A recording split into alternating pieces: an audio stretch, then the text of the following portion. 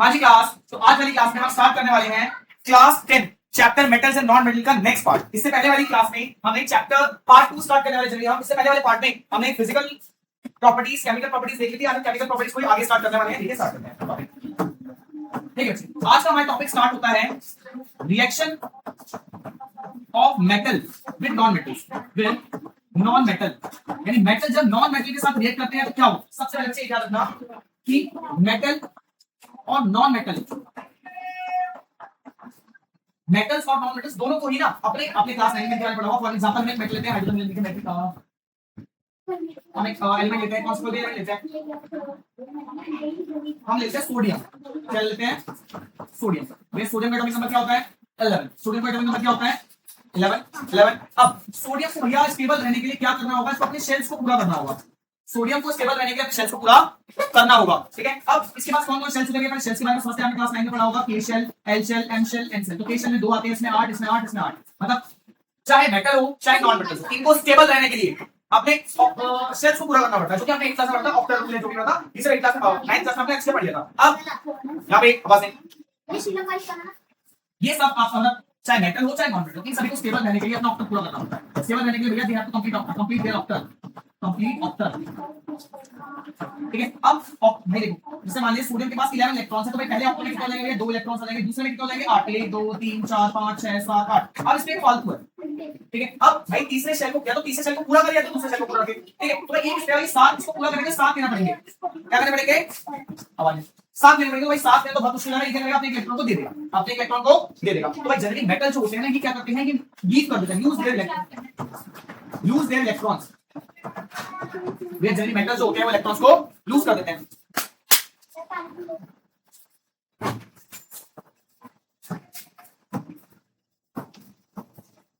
I repeat, मैंने आपको बताया मेटल्स और नॉन मेटल्स को अपने आप को स्टेबल रखने के लिए अपने आप को पूरा करना पड़ता है। जिसके लिए वो क्या करते हैं, वो या तो इलेक्ट्रॉन्स को गेन कर लेते हैं, तो इलेक्ट्रॉन्स को लूज कर देते हैं। गेन मतलब प्राप्त कर लेते हैं, तो इलेक्ट्रॉन्स को दे देते हैं। ठीक है, मेटल जो होते हैं वो जनरली इलेक्ट्रॉन्स को लूज कर देते हैं। मतलब मेटल हमेशा मेटल के पास ज्यादा होते हैं, तो मेटल इलेक्ट्रॉन्स को दे देते हैं। याद रखना, जो लूज करते हैं, जो इलेक्ट्रॉन को लूज करते हैं, उनको मेटल बोलते हैं। क्या बोलते हैं, सारे के सारे मेटल जो होते हैं इलेक्ट्रॉन को लूज कर देंगे, और सारे के सारे नॉन मेटल होंगे भाई इलेक्ट्रॉन को गेन कर लेंगे। नॉन मेटल जो होते हैं इलेक्ट्रॉन को गेन कर लेते हैं, गेन इलेक्ट्रॉन्स।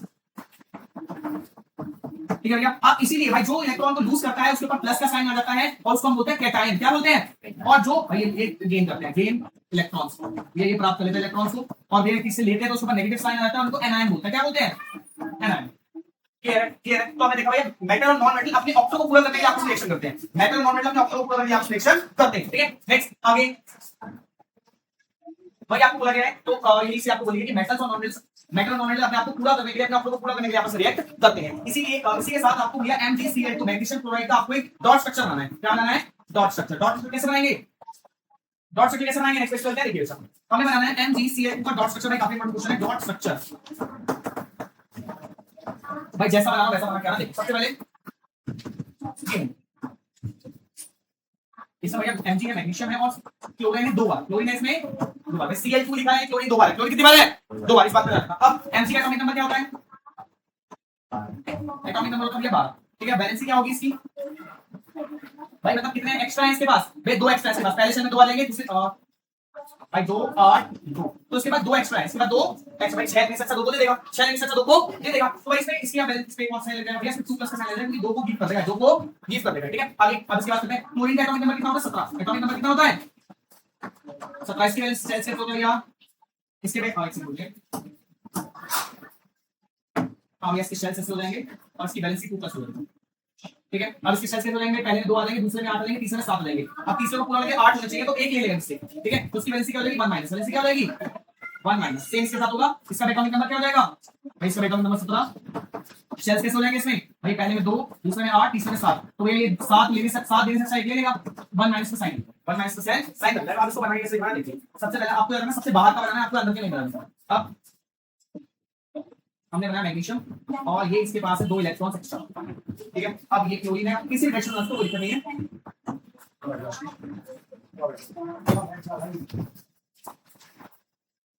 ओके क्लास, आगे देखते हैं। यहाँ पर अब भैया इससे बाहर करना है, इसके बाहर एक छोटा डॉट बनाया है। ये एक ही है, इसकी वजह से तो एक को दिखाएंगे। अब क्या करेगा भैया, एक इलेक्ट्रॉन इसको दे देगा, एक इलेक्ट्रॉन इसको दे देगा, और कुछ तरह से MCl2 बन जाएगा, मेल बन जाएगा Mg और Cl2 से हो जाएगा, MCl2 बन जाएगा आपकी। और मतलब ऐसे रास्ते आपको प्रॉपर तरह लिखना है, फिर ऐसे डॉट स्ट्रक्चर बना के दिखाना है। क्लियर? कुछ हार्ड नहीं है, इस तरीके से बनाना होगा। तो ये आपका इलेक्ट्रॉनिक डॉट स्ट्रक्चर होता है, काफी इंपॉर्टेंट टॉपिक है, इसको करके आइएगा। क्लियर है? बाकी आपकी बुक में रखा होगा, उस तरीके से कर सकते हो आप। छोड़ो मतलब कोई दिक्कत नहीं, कैसे भी छोड़ सकते हो, आगे पीछे ऊपर कैसे भी बना सकते हो, बस आपको ये वैल्यूज वगैरह सब कुछ इससे लिख के आनी है। क्लियर है? क्लियर है? आगे बढ़ते हैं, नेक्स्ट टॉपिक बढ़ते हैं हम लोग। हाँ जी बस, तो आपको मैसेज रखा है, ऐसा भी बना सकते हैं, डिपेंड्स ऑन यू, बस आपको लिखना बहुत अच्छे तरीके से, ठीक है। अब मेटल और नॉन मेटल, इन्होंने जो अपनी साझेदारी करी, इन्होंने जो अपने इलेक्ट्रॉन्स को बांटा, ठीक है, इन्होंने एक बॉन्ड बनाया। क्या बनाया भैया? ये इन्होंने अपने ऑक्टल को कंप्लीट करने के लिए, इन्होंने अपने ऑक्टल को कंप्लीट करने के लिए इन्होंने इलेक्ट्रॉन्स का लेन देन करा। या तो इलेक्ट्रॉन्स को ले लिया, किसी ने इलेक्ट्रॉन्स को दे दिया, इलेक्ट्रॉन्स को लेन देन करा, इसको बोलते हैं ionic bond. Ionic bond, ionic bond क्या होता है भैया? इलेक्ट्रॉन्स सॉरी मेटल और नॉन मेटल अपने ऑक्टल को पूरा करने के लिए या तो इलेक्ट्रॉन्स को ले लेते हैं, तो इलेक्ट्रॉन्स को ले लेते हैं, इसके कारण उनका पॉजिटिव साइन नेगेटिव साइन लग जाता है, उनके ऊपर आयन आ जाते हैं, पॉजिटिव आयन और नेगेटिव आयन, जिसके कारण कैटायन या एनायन बोलते हैं। तो इसको आयनिक बॉन्ड कहा जाता है। क्या कहा जाता है? Ionic bond. यानी आयनिक बॉन्ड में क्या होता है? आयनिक बॉन्ड में इलेक्ट्रॉन्स को या तो ले लिया जाता है या तो इलेक्ट्रॉन्स को दे दिया जाता है। समझ रहे? इलेक्ट्रॉन्स को तो ले लिया जाता है या तो इलेक्ट्रॉन्स को दे दिया जाता है, इसको आयनिक बॉन्ड बोलते हैं। अब प्रॉपर्टीज ऑफ आयनिक बॉन्ड, ये बहुत इंपॉर्टेंट है भैया। आपसे यही पूछा जाएगा आयनिक बॉन्ड क्या होता है, आपसे पूछेगा प्रॉपर्टीज ऑफ आयनिक बॉन्ड बताओ, आयनिक बॉन्ड की खासियत बताओ, ठीक है। तो प्रॉपर्टीज ऑफ आयनिक बॉन्ड, तो ये जहां पे आयनिक बॉन्ड होता है उसकी क्या प्रॉपर्टी आपको देखने को मिलती है, उसके बारे में देखते हैं, उसके बाद जिक्र करते हैं। पहला है high melting and boiling point. भैया इनका high melting point, boiling point काफी ज्यादा हाई होता है, तो ये high melting and boiling point, melting point काफी ज्यादा होता है, बॉइलिंग पॉइंट काफी ज्यादा इसका होता है। Second, more energy is required to overcome the strong intermolecular force of attraction. अब भैया इसमें हाई मेल्टिंग और बॉइलिंग पॉइंट होता है, इनको तोड़ने के लिए बहुत ज्यादा फोर्स की आवश्यकता होती है। मतलब इनके अंदर जो इलेक्ट्रॉन होते हैं उनको अलग-अलग करने के लिए बहुत ज्यादा फोर्स ऑफ अट्रैक्शन की आवश्यकता, मतलब इनके अंदर फोर्स ऑफ अट्रैक्शन काफी ज्यादा होता है। जो इनके अंदर एटम और मॉलिक्यूल्स होते हैं, किसी को कस के पकड़े होते हैं, तो उनको दूर करना, इनको तोड़ना काफी मुश्किल होता है। हाई मेल्टिंग और बॉइलिंग पॉइंट का होता है, ठीक है बच्चे। ये क्यों होता है भैया? फोर्स ऑफ अट्रैक्शन काफी ज्यादा होती है इस वजह से।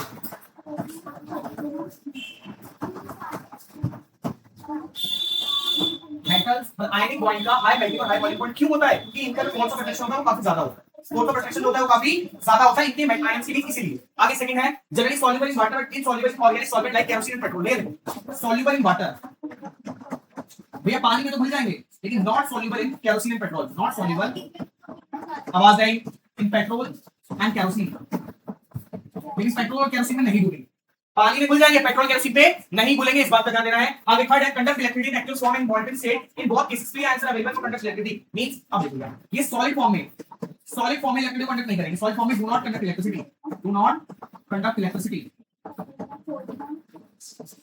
सॉलिड फॉर्म में बिजली कंडक्ट नहीं करेंगे। लेकिन जब ये सॉल्यूट होंगे, सॉल्यूट इन वाटर, पानी में घुल जाएंगे, या फिर ये मोल्टेड फॉर्म में होंगे, molted form in the sense पिघले हुए होंगे, तब इलेक्ट्रिसिटी कंडक्ट करेंगे, तब इलेक्ट्रिसिटी कंडक्ट करेंगे। तो आपने तीन प्रॉपर्टी देखी, पहले हाई मेल्टिंग पॉइंट होता है, हाई बॉइलिंग पॉइंट होता है, दूसरी चीज ये पानी में घुल जाते हैं, पेट्रोल केरोसिन नहीं होता, तीसरी चीज सॉलिड फॉर्म में बिजली कंडक्ट नहीं करता, लेकिन लिक्विड मोल्टेड फॉर्म में बिजली कंडक्ट करता है। तीन से लेके 300 आपको बहुत सीरीज पढ़ने जाना है, इसका क्वेश्चन बहुत इंपॉर्टेंटली आता है, इस बात का ध्यान रखिए आप।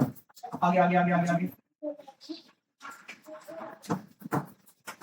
अब आपको तीन से बहुत तरीके से आपके लिए मेल्टिंग पॉइंट और बॉइलिंग पॉइंट काफी ज्यादा होता है इनका, ठीक है। सबसे देखिए क्लियर है, क्लियर है। मेटल और मेल्टिंग में आपको आयनिक बॉन्ड के बारे में समझ आ गया, आपको डॉट स्ट्रक्चर के बारे में समझ आ गया, बस ये दो चीजें समझ गए। अब हम बढ़ते हैं सेकंड टॉपिक की तरफ, अकरेंस ऑफ मेटल, ठीक है। अकरेंस ऑफ मेटल, एक बार आप इसको रिवाइज करेंगे अच्छे से।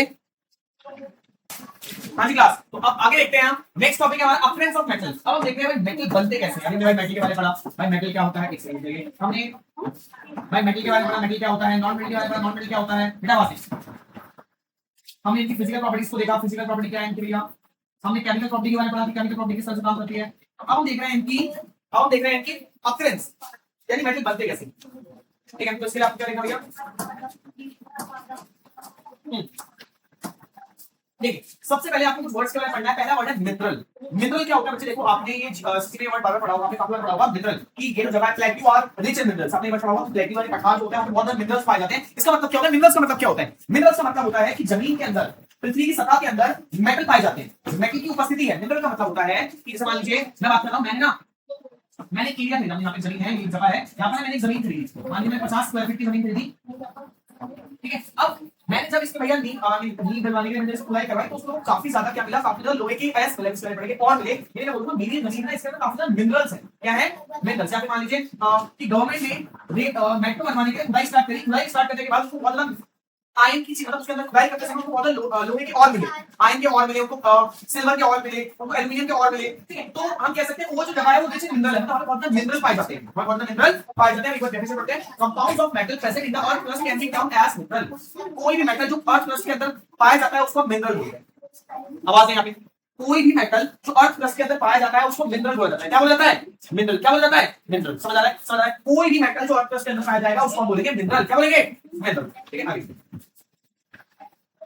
हाँ जी, तो हमने देखा भैया मिनरल किसे कहते हैं। अब हम सेकंड टॉपिक देखते हैं और क्या होता है भैया।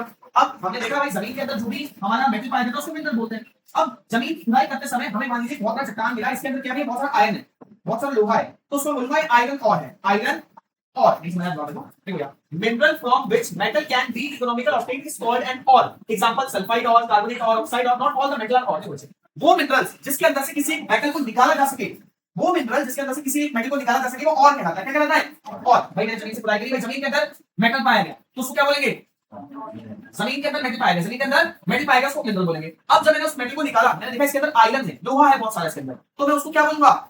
और। आयरन और मतलब ये लोहे का आयरन और, आयरन और ये जिस मिनरल में से हम मेटल को निकाल सकते हैं इकोनॉमिकली। और ये नहीं भाई इतना चट्टान है उसमें थोड़ा सा मिला है, भाई जितना हमने उसको निकालने के लिए मेहनत करी उसको कुछ मिला नहीं, मतलब उसके अंदर से भाई अच्छी मात्रा में मान लीजिए 70%, 50%, 40% उसमें मेटल निकल रहा है, तो बोलेंगे भैया वो और क्या है? और। नेक्स्ट टॉपिक है हमारा metal at the bottom of the reactivity series like gold, platinum, silver, copper occur in the free state but copper and silver अगर इन सल्फर एंड ऑक्साइड फॉर्म। अब देखो आपको बोला गया है कि और जो होते हैं वो सल्फाइड और जो होते हैं कार्बोनेट और एक्सेट्रा। अब जो रिएक्टिविटी सीरीज में सबसे नीचे मेटल्स होते हैं, गोल्ड हो गया, सिल्वर हो गया, फ्री फॉर्म में पाए जाते हैं। कैसे पाए जाते हैं?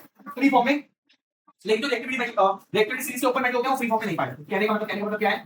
खुदाई के समय आपको गोल्ड और सिल्वर मिल सकता है, आपको और मेटल नहीं, और मेटल फ्री स्टेट में नहीं मिलेंगे, लेकिन गोल्ड और सिल्वर मिल सकता है। ठीक है, मान लीजिए आप खुदाई कर रहे हैं कहीं पे, वहां पर आपने अपने घर लिया, घर खुदाई करना स्टार्ट कर रहे हैं, वहां पे आपको उतना बड़ा सोने का टुकड़ा मिला, आपकी वैल्यू वो 1 किलो का, करोड़ों उसकी वैल्यू है, आपकी लाइफ सेट होगी। ठीक है, समझ आ रहा है? कहने का मतलब क्या है? एक बार मास्टर नेक्स्ट क्वेश्चन आपको समझाता हूं। हमने अभी दो वर्ड के बारे में पढ़ा, दो वर्ड के बारे में हां, तो हमने देखा दो वर्ड देखे मिनरल, फिर हमने देखा और। मिनरल ये क्या है? Any metal present in earth crust, present in earth crust, इसका मास मिनरल। कोई मेटल जो अर्थ क्रस्ट के अंदर पाया जाता है उसको मिनरल बोलते हैं। क्या बोलते हैं? मिनरल। अब ये और क्या होता है? और क्या होता है? मिनरल फ्रॉम व्हिच, वो mineral from which we can expect any metal economically भैया कोई भी मिनरल जिसके अंदर से हम मेटल निकाल सकते हैं। अब भाई देखो जैसे मान लो जमीन के अंदर एक मिनरल था, अब इसके अंदर भैया ये मान लो कि बहुत बड़ा है, इसमें से भाई सिर्फ इतना सा टुकड़ा, तो इसमें से नॉर्मल टुकड़ा निकालने का फायदा नहीं है, कि बहुत ज्यादा मेहनत करने वाले टुकड़ा निकालने का फायदा नहीं है। ठीक है, लेकिन उसके अंदर अच्छी खासी मात्रा में मान लीजिए उसके भाई 40% हो गया, 50% हो गया, 60% हो गया, 70% हो गया, उसमें अगर कोई लोहे का टुकड़ा पाया जाता है या फिर कोई मेटल पाया जाता है, तो हम बोलेंगे भाई वो और है, हम बोलेंगे वो और है। Not all metal, not all mineral, all mineral are भाई सारे के सारे मिनरल जो होते हैं ना वो और नहीं होते, सारे के सारे मिनरल जो होते हैं वो और नहीं होते। भाई मान लो जमीन के अंदर थोड़ा लोहा है, लेकिन भाई बहुत बड़े चट्टान में छोटा टुकड़ा मिलेगा, तो वो और थोड़ी कराएगा। और तब कराएगा 40, 50, 60, 70% उसमें लोहा हो, भाई बहुत बड़े चट्टान में 40, 50, 60% अगर लोहा होगा या कोई मेटल होगा तो बोलेंगे भाई वो और क्या है? वो और। ठीक है, अब आपको बोला गया है भैया कि रिएक्टिविटी सीरीज में बॉटम वाला एलिमेंट होता है, reactivity series bottom element, reactivity series में बॉटम एलिमेंट होते हैं are found in free state, are found in free state. भाई वो फ्री स्टेट में पाएगा, वो आपको फ्री स्टेट में पाए जाएंगे, जैसे गोल्ड हो गया, सिल्वर हो गया, गोल्ड सिल्वर आपको फ्री स्टेट में पाए जा सकते हैं। मतलब खुदाई के टाइम पे आपको सोने का पत्थर मिल सकता है, सोना मिल सकता है, चांदी मिल सकती है आपको खुदाई के दौरान। ठीक है, अच्छी बात है, ये अच्छी बात है। ठीक है ठीक है, लेकिन ज्यादा तो मेटल्स होते हैं वो फ्री स्टेट में निकाले जाते हैं, तो ऑक्साइड फॉर्म में पाए जाते हैं, सल्फाइड फॉर्म में पाए जाते हैं। आगे बढ़ेंगे, इसके एक्सट्रैक्शन। ठीक है, आगे हम ये बात करेंगे। अब ये बता दिया मैंने। अब मैं आपको गैंग्स के बारे में बताऊं, गैंग क्या होता है। ठीक है, वो नहीं कि आपने स्कूल में गैंग बना रखे 10-12 बंदों की, ठीक है, वो वाली गैंग नहीं। ठीक है, ores are found mixed with other impurities like soil, sand, etc. known as gang. These gang is removed from the ore. अब भैया गैंग क्या होता है? अब एक और वर्ड निकला गैंग। अब देखो और के अंदर ना भाई और निकला, और में मेटल के साथ साथ, और में मेटल के साथ साथ बहुत सारी इंप्योरिटीज है, बहुत सारी इंप्योरिटीज। इंप्योरिटीज का मतलब भैया सॉइल हो गई, मड हो गया, कीचड़, मिट्टी, ये सब चीजें, इनको गैंग बोलते हैं। इनको क्या बोलते हैं? गैंग होती है impurities. Gangue are the impurities, gangue are the impurities. भाई गैंग हमारी इंप्योरिटीज होती है, तो मिट्टी, कंकड़, धूल, मिट्टी सब चीजें निकलती है और के अंदर से वो हमारी गैंग है। कहने का मतलब क्या है? मैं बोलूं तो और के अंदर से एक निकलता है मेटल और उसके अंदर से गैंग निकलता है। गैंग मतलब इंप्योरिटी, गैंग मतलब इंप्योरिटी। समझ आ रहा है? आगे स्टार्ट करते हैं। अब हाँ, मेटलर्जी। अब मेटलर्जी क्या होता है? It is a step-by-step process by which obtaining metal from its ore. This is step by enrichment of ore, obtaining metal from enrichment or refining of impure metal to obtain pure metal. अब देखो, अगला है metallurgy. अगला है हमारा metallurgy. एक second इसको short करता हूं।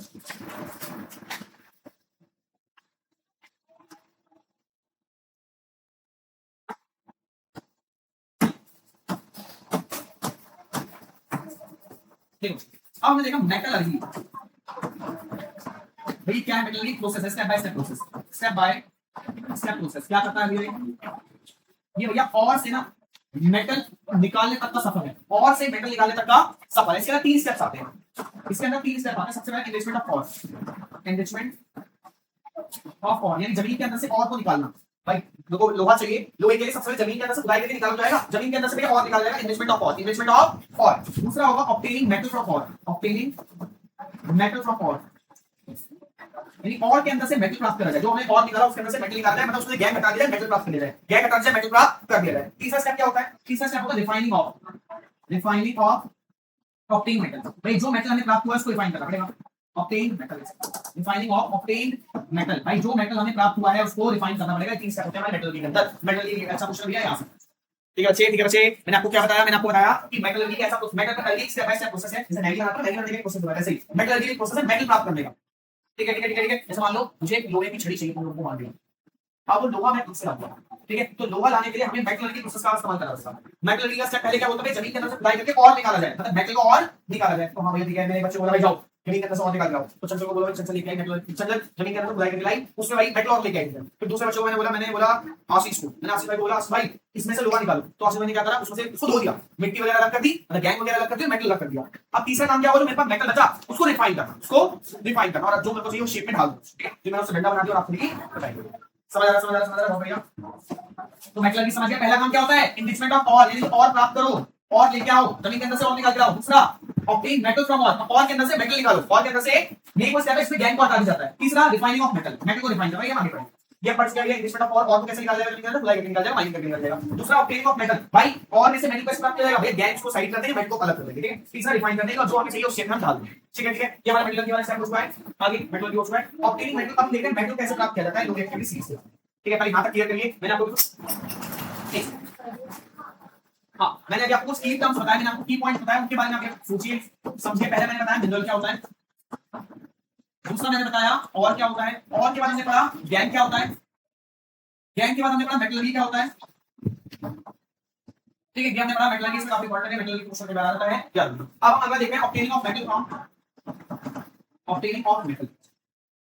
भैया मेटल कैसे प्राप्त किया जाता है, और ये वाला टॉपिक देख रहे हैं। फुल हैंड्स सब। अब भाई नया टॉपिक स्टार्ट हो देखिए।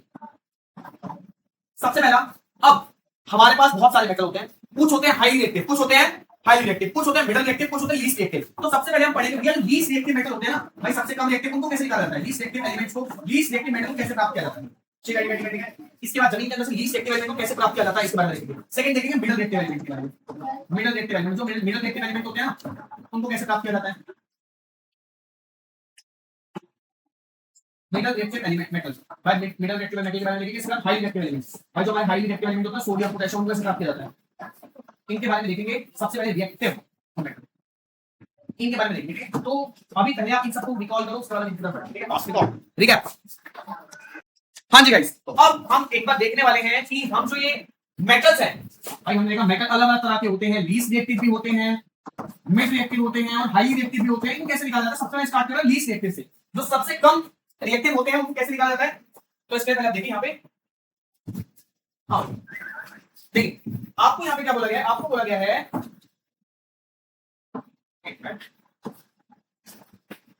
हाँ, आपको बोला है obtaining metal, obtaining metal is not difficult. These metal can be obtained by heating the ore in air at high temperature. तो भाई देखो जो लो रिएक्टिव एलिमेंट्स होते हैं, जो लो रिएक्टिव मेटल्स होते हैं, देखो जो हमारे लो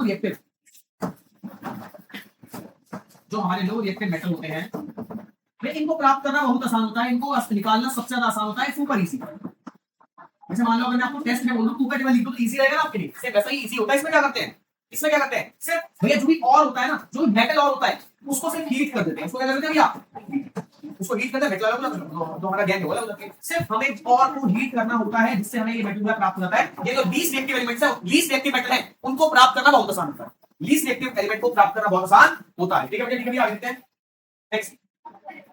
हाँ देखो भैया, अब यहाँ पर आपको दिखा रखा है, जरा आपको एग्जांपल दे रखा है। ये देखो सबसे पहले मरकरी, मैं आपको वर्ड बताता हूँ। मरकरी का जो और होता है ना, वो और जिसके अंदर से स्पेशली मरकरी प्राप्त किया जाता है, वो और अलग अलग हो सकते हैं, एक और, ये दूसरा और, ये तीसरा और। इस और के अंदर मेटल है, आयरन, इस और के अंदर क्या है? आयरन, तो उसको बोलेंगे आयरन और, आयरन और जिस जमीन के टुकड़े से हमने निकाला भाई, उसमें अगर लोहा प्राप्त हो रहा है तो उसको आयरन और बोलेंगे। क्या बोलेंगे? आयरन और। ये जिसमें से मरकरी प्राप्त होगा, जैसे मान लो इसके अंदर मरकरी, इसके अंदर से मुझे मरकरी प्राप्त हुआ, तो उसको मैं क्या बोलूंगा? मरकरी और नहीं बोलेंगे, इसको बोलेंगे सिनेबार। इसके लिए अलग से वर्ड दे रखा है सिनेबार। भैया मरकरी के और को क्या बोलते हैं? मरकरी के और को सिनेबार बोलते हैं। भैया एमसीक्यू आ सकता है, मरकरी के और को क्या बोला जाता है? सिनेबार। क्या बोला जाता है? सिनेबार। आगे सेम इसके अंदर कॉपर मिल रहा है, क्या मिल रहा है? कॉपर, तो उसमें कॉपर और या फिर कॉपर सल्फाइड बोल सकते हैं, कॉपर और या फिर कॉपर सल्फाइड, कॉपर सल्फाइड।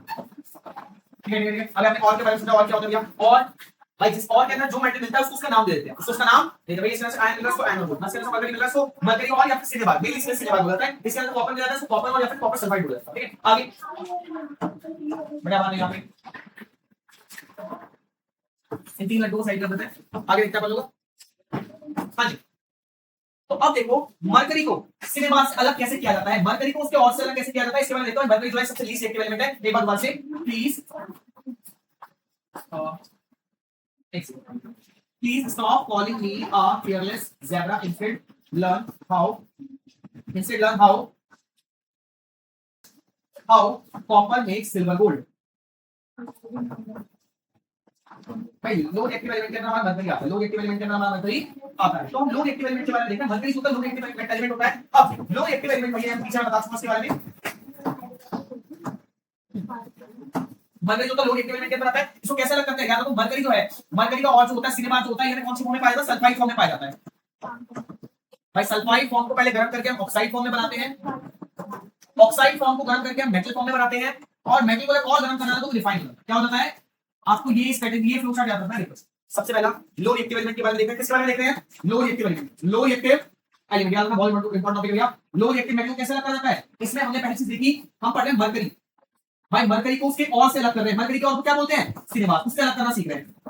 तो इसमें हमने एक चीज पहले देखी, हमने क्या चीज देखी? हमने पढ़ा कि सल्फाइड को जब गर्म, कोई भी और जो सल्फाइड फॉर्म में होगा उसको गर्म करेंगे तो वो ऑक्साइड फॉर्म में आ जाएगा। कौन सी फॉर्म में आ जाएगा? ऑक्साइड फॉर्म को गर्म करेंगे तो वो मेटल फॉर्म में आ जाएगा, और मेटल फॉर्म को गर्म करेंगे तो रिफाइन हो जाएगा। क्या हो जाएगा? रिफाइन। यानी और फॉर्म से प्राप्त, ऑक्साइड फॉर्म से मेटल प्राप्त करना बहुत आसान होता है। ठीक है ठीक है। तो आपको ये बोला गया सबसे पहले हम क्या करेंगे?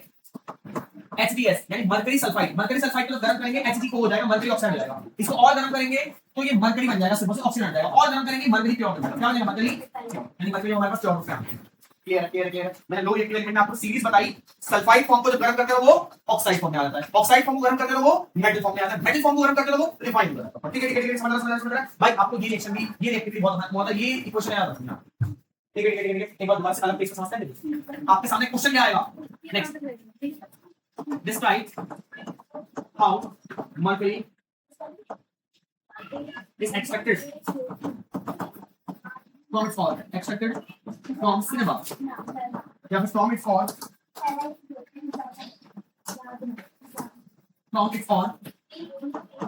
and also tell the name of mercury ore, the name of mercury ore. भाई आपके सामने मैंने क्वेश्चन दिया है, मैंने आपको क्वेश्चन बोला है कि मरकरी को कैसे एक्सट्रैक्ट किया जाता है, उसके और से ये बताओ, और मरकरी के और को क्या बोला जाता है ये भी बताओ। ठीक है, दो चीजें। सबसे पहले आपका आंसर क्या होने वाला है भाई? आपका आंसर क्या होगा? तो आप लिखोगे मरकरी और इज कॉल्ड सिनेबार।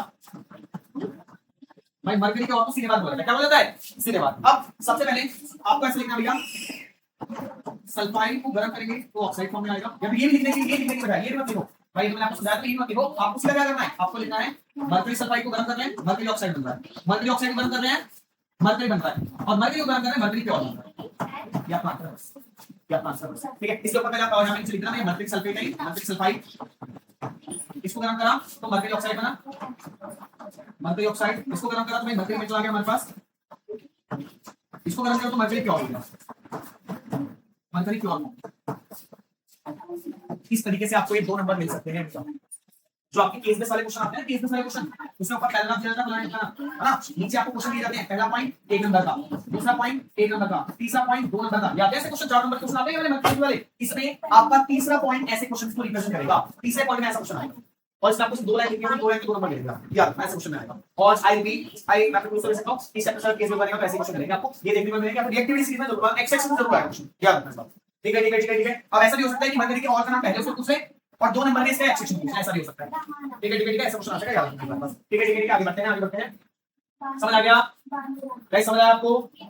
हाँ, अब हम देख रहे हैं कॉपर को कॉपर सल्फाइड से अलग कैसे करते हैं, तो आपको सीखी वो बड़ी बात है नहीं, देखते हैं। मुझे लग रहा है कोई बोरिंग तो नहीं हो रहा है, कॉपर में समझ के रहो चीजों को, कुछ बोरिंग नहीं है, कुछ बोरिंग नहीं है। भाई ये हमने किसकी कहानी पढ़ी? ये हमने किसकी कहानी पढ़ी? देख रहे हो हनुमान जी की? हाँ, ये हमने पढ़ी भाई मरकरी की कहानी। भाई मरकरी की कहानी पढ़ी, ठीक है। हम किसकी कहानी पढ़ रहे हैं? तो मेरे कॉपर किसकी कहानी पढ़ेंगे आप? कॉपर, कॉपर की सारा भी लोग इसके में है, कॉपर की सारा भी लोग एक एलिमेंट है, कॉपर की कहानी पढ़ते हैं। अब इसमें कुछ मारदार वाली बातें हम देखते हैं, ठीक है। मारदार वाली बातें करते हैं। सबसे पहला वही है भैया, देखो कॉपर सल्फाइड है, लिख लेते हैं भैया, कॉपर सल्फाइड है।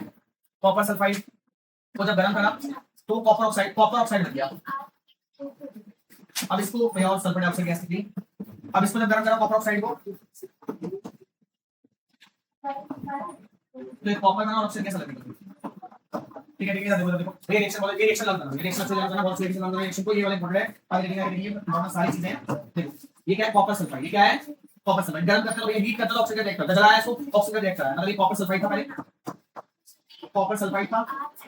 कॉपर सल्फाइड को हीट करके या फिर ऑक्सीजन रिएक्ट करा के कॉपर ऑक्साइड बनाएंगे, कॉपर ऑक्साइड। ये क्या है? Copper oxide. हाँ, कॉपर ऑक्साइड को और गर्म करके, कॉपर ऑक्साइड को और गर्म करके कॉपर निकालेंगे, क्या निकालेंगे? ये मेटल, ठीक है। अब इसको और गर्म करके भी और गर्म करके इतना कम कर दिया, तो इसको खत्म कर दिया। क्या समझ आया? समझ आया? आपने दोनों समझ लिया भैया। इससे भैया कॉपर ऑक्साइड को ऑक्सीजन रिएक्ट करा है, सॉरी कॉपर सल्फेट को ऑक्सीजन रिएक्ट करा है, कॉपर ऑक्साइड बन गया और सल्फर डाइगैस निकला। इनमें सल्फर का सल्फर डाइगैस क्लीन हो। अब कॉपर ऑक्साइड को गर्म करा दोबारा से, कॉपर ऑक्साइड को गर्म करा भैया, कॉपर आया और हमारा सल्फर डाइगैस यहां पे निकल गई। यहाँ पे कॉपर सल्फेट, कॉपर ऑक्साइड और कॉपर किस तरीके से इस फ्लो चार्ट की तरह समझ, ठीक है, ठीक है, ठीक है। बस ये फ्लो चार्ट समझो, see copper sulphate, copper oxide और कॉपर, बस ठीक है, ठीक है, ठीक है। जल्दी से यहाँ पर एक क्वेश्चन समझ कर now describe how copper extract from its or. भाई कॉपर को उसके और से कैसे रिएक्ट कर जाता है? तो इसमें आपको सीधे रिएक्शन लिख के दिखानी है। रिएक्शन कैसे लिखोगे आप? सबसे पहले कॉपर सल्फेट CO2S, इसको रिएक्ट कराएंगे ऑक्सीजन के साथ, तो हमारे पास क्या आएगा? सल्फेट से ऑक्साइड फॉर्म में आ जाएगा, कॉपर ऑक्साइड। और भाई सल्फर बचेगा, सल्फर डाइगैस ऑक्साइड निकल जाएगी आपके साथ। अभी क्या है? क्या है? कॉपर ऑक्साइड, कॉपर ऑक्साइड लेंगे भैया, देखो सल्फाइड फॉर्म से ऑक्साइड फॉर्म बन गई। अब ऑक्साइड फॉर्म से क्या बनता है? मेटल बनता है। गर्म करने हम क्या करेंगे भैया? कॉपर ऑक्साइड लेंगे, उसको या फिर से गर्म करेंगे, तो यहाँ पर हमें बेचारा कॉपर पूरा मिल जाएगा, सल्फर ऑक्सीजन गैस निकल जाएगी, ऑक्सीजन गैस निकलेगी जो। अब हमारे पास यहाँ पे पूरा वो याद हो गया, मतलब इसको याद भी कर सकते हो, कोई बड़ी बात नहीं। कुछ ये बताता हूँ, ये फ्लो चार्ट याद नहीं वाला। अगर आपको ये वाला फ्लो चार्ट याद है कि सल्फाइड फॉर्म से ऑक्साइड फॉर्म बनता है, ऑक्साइड फॉर्म से मेटल बनता है, मेटल से रिफाइन बनता है, तो ये आप कुछ भी बना सकते हो अगर आपको ये फॉर्म याद हो, ठीक है। ये इक्वेशन से याद रखना, आपको दोनों याद हो चुका है। तो इसी के साथ हमने अपने लो रिएक्टिव एलिमेंट, इसी के साथ हमने लीस्ट रिएक्टिव एलिमेंट को पूरा कर लिया है। लीस्ट रिएक्टिव एलिमेंट के अंदर हमने क्या पढ़ा? लीस्ट रिएक्टिव एलिमेंट के अंदर दो रिएक्टिव एलिमेंट के अंदर हमने दो चीजों के बारे में पढ़ा। किस-किस के बारे में पढ़ा? मरकरी के बारे में और कॉपर के बारे में। और इसमें हमने चेन भी पढ़ी कि भैया सल्फाइड फॉर्म से किस फॉर्म में जाता है? ऑक्साइड, ऑक्साइड फॉर्म से मेटल, मेटल फॉर्म से मेटल ऑक्साइड, मेटल प्योर, ठीक है। इतना क्लियर था। अब जाते हैं मिड, पहले इसको रिवाइज करो फिर मिड की तरफ जाएंगे, वरना दिमाग में ठीक नहीं लगेगा। इसको लिखो भैया, दोनों को लिख के दिखाओ, दोनों को लिख के दिखाओ फास्ट। मरकरी पहले को भी कॉपर वाले को लिख के दिखाओ क्विक।